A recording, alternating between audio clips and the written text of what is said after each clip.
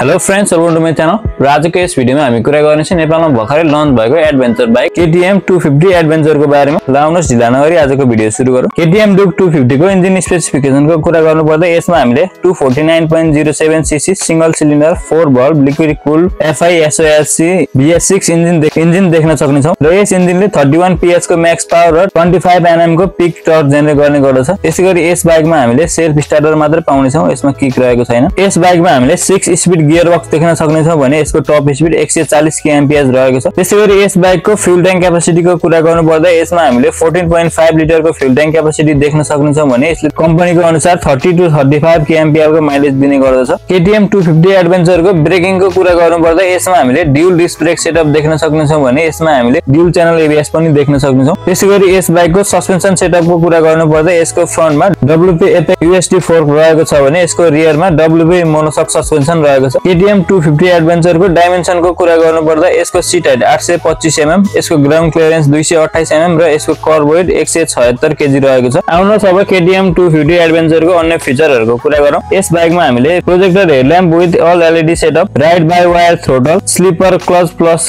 Quick shifter, adjustable triple clamp handle bar, 5 inch TFT colour display with Bluetooth connectivity जस्ता अन्य थुप्रै फिचरहरु पनि देख्न सक्नेछौं। र आउनुहोस् अब अन्तिममा KTM 250 एडभेन्चर को नेपालमा पाइने भेरिएन्ट र यसको प्राइस को कुरा गरौँ। यसको नेपालमा एउटा मात्र भेरिएन्ट आउने गर्दछ भने यसले चाहिँ नेपालमा 7,49,900 पर्न जान्छ। यो थियो नेपालमा भर्खरै लन्च भएको हाई ग्राउन्ड क्लियरेन्स र अफ रोड क्यापेबिलिटी भएको बाइक KTM 250 एडभेन्चर को स्पेक्स फिचर र प्राइस को बारेमा जानकारी। र हजुरहरुलाई मेरो यो भिडियो कस्तो लाग्यो कमेन्टमा प्रतिक्रिया दिनु होला र मेरो च्यानलमा नयाँ हुनुहुन्छ भने मेरो च्यानल सब्स्क्राइब गरेर साइडमा रहेको बेल आइकन पनि दबाउनु होला। हस्त, धन्यवाद।